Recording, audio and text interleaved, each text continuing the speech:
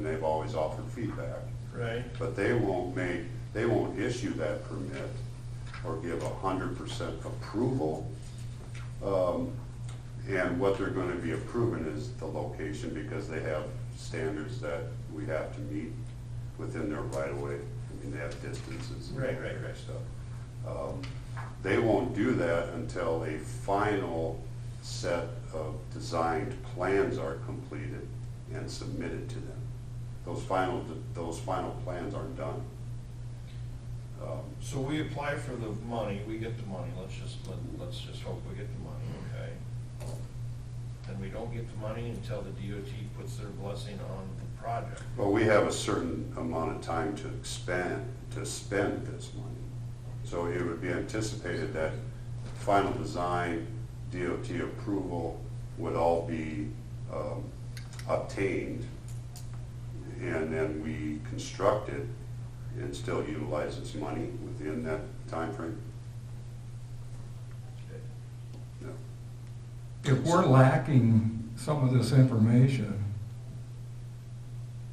our chances of getting that money is still okay? Yes. Well, we haven't gotten any money so far. Well, that's what I'm alluding to is, But it worked, yeah, I don't know, each time we go through this cycle, submission and then ruling or giving of the grants, they give us feedback, they send feedback to us on things they would like to see, things that could improve our application's score. Right. So each time we get that back, these get tweaked a little bit. There's never been a concern in any of their comments to what you're talking about, Wayne. They realize it. I mean, it's the DOT that's giving out the money. So they realize that, you know, there's a certain schedule and a process to go through to get DOT approval. But that's never been a huge factor in why we haven't received them in the past. Well, once again, my whole thing is, I'm just concerned that we're gonna have an incomplete project. We're gonna have a hole in it. We're gonna have a bike trail up to a point, and then we're gonna have a bike trail that starts after another point. And I've been very, very steady on this for 6-8 years, as long as this stuff's been coming, and that is, I don't want partial trail here, partial trail here, partial trail here. I want a trail. Yeah, so I think, I mean, I'll read through this again, Clark. I mean, I can see it on this first page of it where it says that 1B will link on the north end with the City of Lamar's trail system at the intersection of County Road 38 and Key Avenue. Phase 1B will link on the south end with Phase 1A of the Plywood Trail, which includes a bridge located within, and a trailhead located within the town of Merrill. So in that description, it's going from Key Avenue and C38 all the way to the north end of Phase 1A. So unless it says something different somewhere else in the narrative, then that needs to be corrected before the October 1 submission. I'll look it over again, but it just somewhere.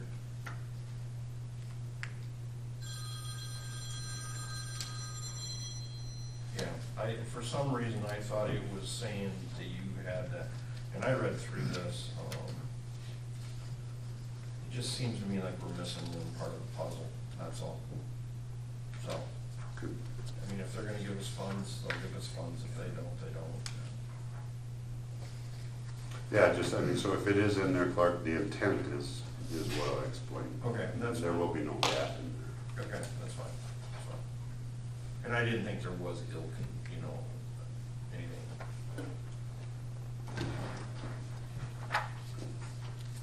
we have a resolution. Motion for it. And did we vote on it? Not yet. So we're like calling the question here and we're gonna vote right now. Right? Christie, could you call the roll? We need a motion. Oh, I thought you said we had. I would make a motion to adopt resolution number 2148, approving submittal of application for Iowa Federal Recreational Trails Program funding for phase 1 of the Plywood Trail. Do we have a second? So moved. We have a motion and a second. Please call the roll, Christie. Shepherd? Yes. Goodchild? Yes. Donlin? Yes. Wick? Yes. Yes.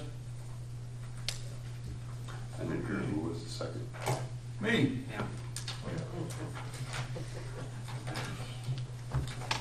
Trying to move this along.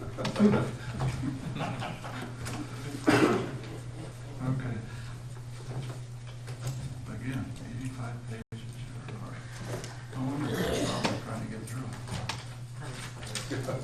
I was gonna say, it's more than 85, it's gotta be over. No, but just in this, just in part of the trail. Oh, for fuck's sake. Yeah, my packet has two staples, maybe. Well, Maybe three. I was gonna say, this could catch fire. Enough metal here. Okay, we're gonna move on to Jason. Oh, What stuff do you have? all right, okay. Another omission in here, last council meeting, there was action by the council to approve rezoning of Dogwood, the newest edition of Dogwood. The second reading should have been in this council packet, but it wasn't. So that'll be back next council for the second reading. And typically we would approve those rezonings after the second, waive the third, but I'll leave that up to you. I'll write it both ways. But that should have been in this council packet, which would have made it even thicker. What else we got here? The dog park is open. And getting rave reviews.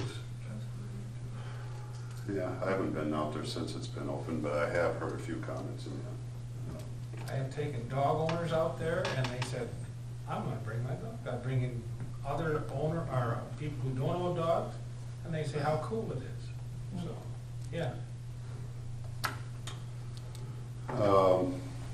Yeah, so hopefully it gets used. It will be a year-round deal. Water features will be shut off. I may have mentioned that already, but we'll keep it open in the winter time. One of the questions asked to me, are they gonna plant trees on the inside of the Yes. fences? Okay. Yep. More hydrants. Yep.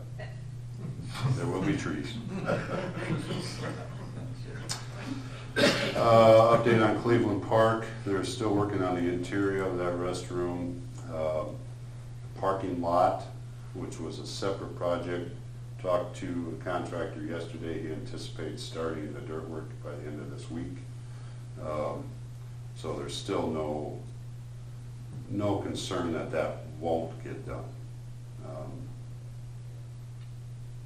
The restroom itself, maybe as long as it's taken, there's a lot of concern. So what are they doing on the inside that takes forever? Yeah, Is I it don't- Mona Lisa I or don't know what something, they- or what?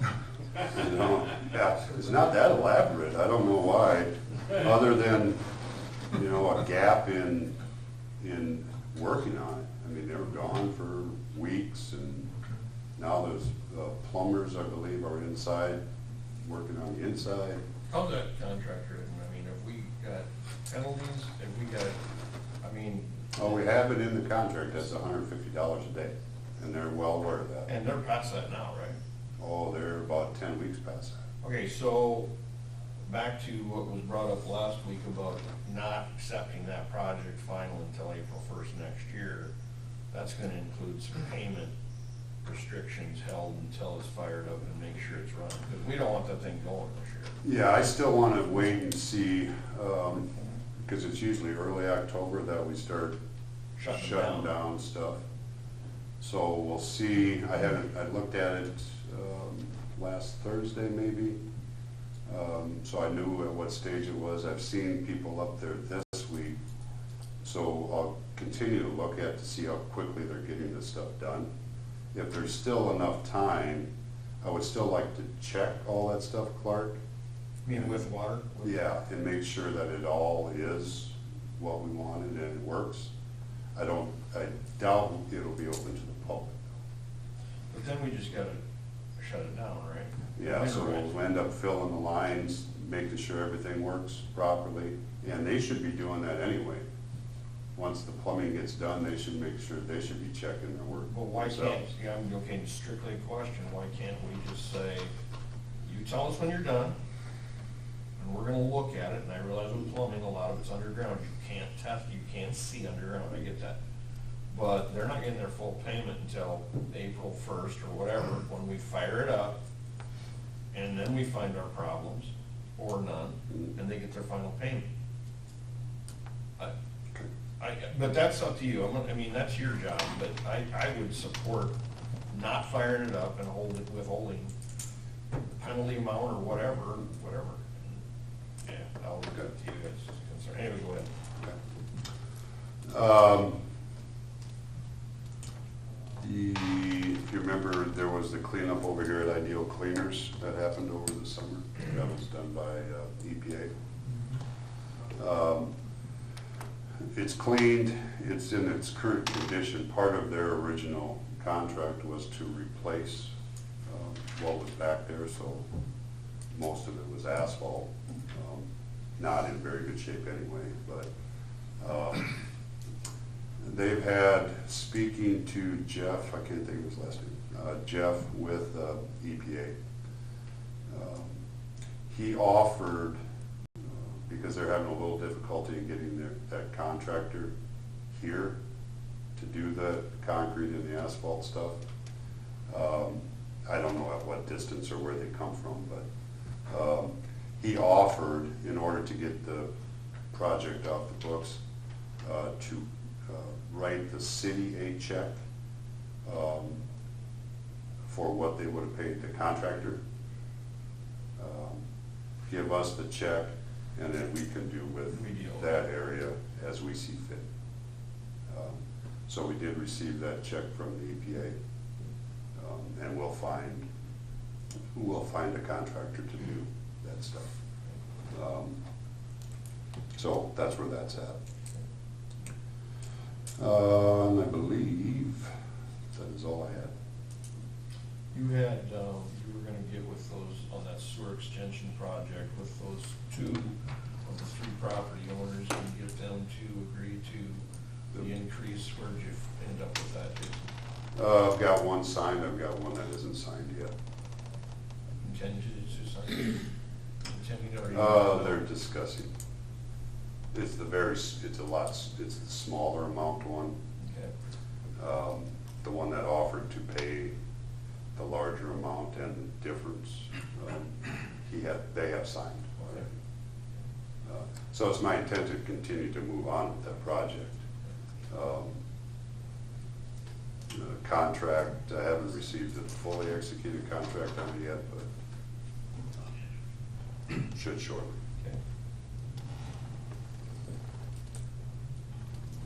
Okay. Couple quick things.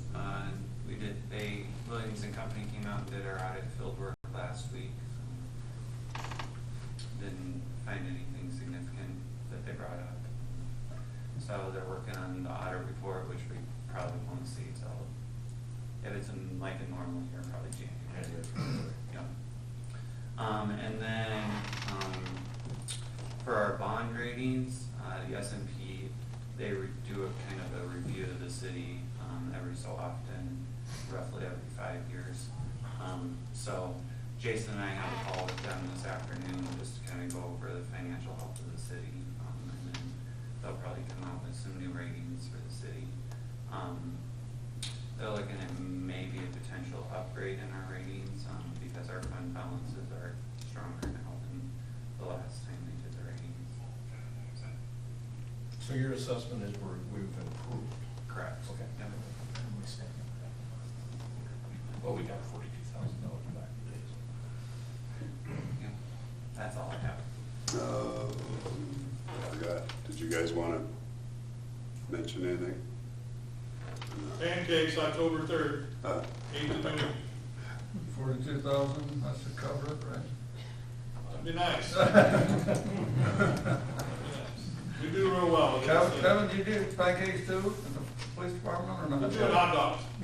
We're doing burgers on October 5 for National Night Out. See? So we're having a public safety, open house, fire, EMS, police, state patrol, we have a lot of folks there, so come on down 5 to 7 on April 5, October. October. You get less people.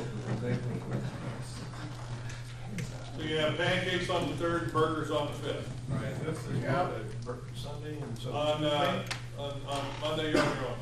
There you go. National Night Out is Tuesday? Yeah, Tuesday. I'll get that strolling this week sometime. Yeah, thanks for doing that. Okay, I don't wanna ask anymore, how about you, Michael?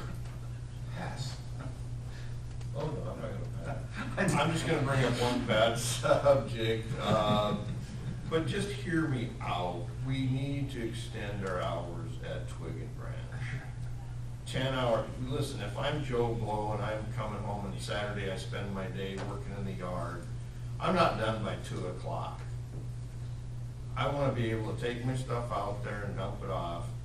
And then if I'm Joe Blow and I'm working in my yard all day Sunday, I'd like Monday or Tuesday that I could go out for more than 4 hours in the middle of the day. So I am proposing we double, I believe we do 10 hours right now. I would like to see us go to 20.